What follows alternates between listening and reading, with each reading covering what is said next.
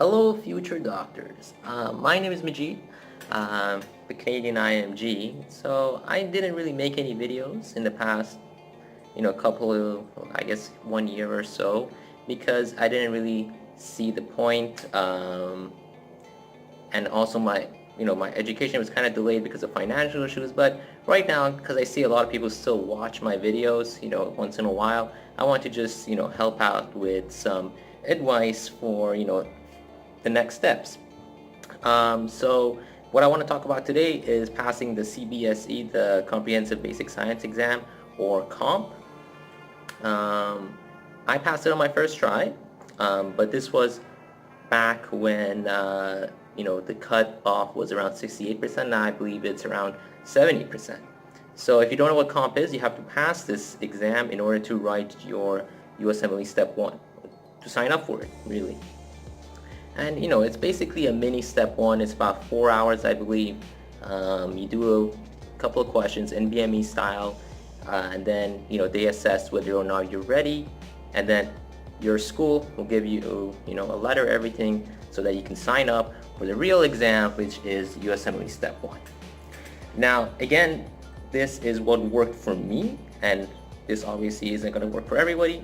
But I'm just going to tell you guys what I did and what I would also recommend. So to begin with, studying for any type of exam, it starts at the beginning. So really, these type of exams, they start off from semester 1.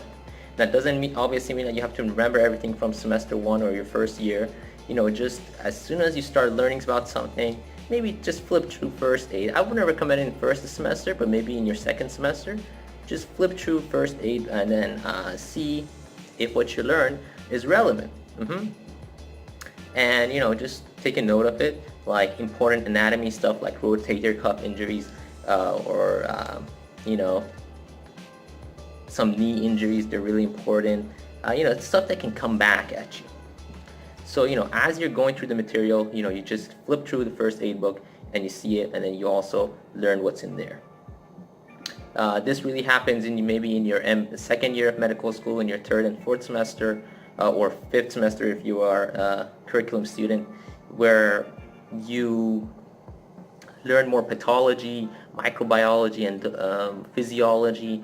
All of those, they're a lot more important, and they have a higher weight on the exam compared to some of the previous material you learned in first semester, which is just basic anatomy and things like that, which is obviously important because you use it later on, but for the exam itself, those type of things are more important. So as you're going through your third and fourth semester, you want to watch, Potomo videos, Boards and Beyond, Sketchy, and also read first aid and make a note of everything. Now, if you're just in your last semester and you're trying to study for the COMP exam, the resources I would recommend are as follows. So, passing COMP, you use first aid, obviously, the newest copy, whichever one you can find. You can order an online version, or you can buy the book, and maybe you want to make some notes. But really, for the COMP exam, the Cbse, you don't really need to add anything to first aid. Honestly, if you just read first aid and maybe supplement a few other stuff, and you did generally well in your basic sciences, then you should be able to just do fine with just first aid. Now, I utilize USMLE RX, which is a question bank associated with first aid, because once you read a first aid chapter, for example the GI section, you can do the questions for it to see if you actually understood what's happening, and also the questions then explain to you and then show you the relevant first aid passage that's important. Okay, you could replace RX with Kaplan or Becker, but I don't really recommend Kaplan. I didn't like it. RX is good though. I did both question banks fully, so I know, in my opinion at least, USMLE RX is a lot better. Now, for some other resources, we got Boards and Beyond. That's really good resource. Dr. Ryan really explains things really well. So if you lacking some fundamentals, that can help you out a lot. Potomo, it's always recommended. It's very good.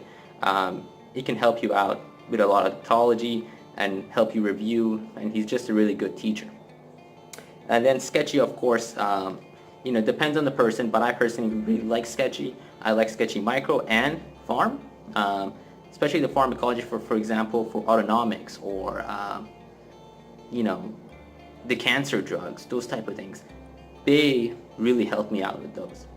And then, you know, if you want some extra resources, what you want to do, maybe do some flashcards. This you should really start off in your first year. For example, something like Zanki, which is a card made by a student. It is around 20,000 flashcards or even more now. And that's going to obviously take a long time, okay, to fully comprehend. And Zanki, RUSM, Cephalon, those other type of flashcard services, they're more for the whole step one. But obviously, if you're doing these, you're going to be very prepared for the exam.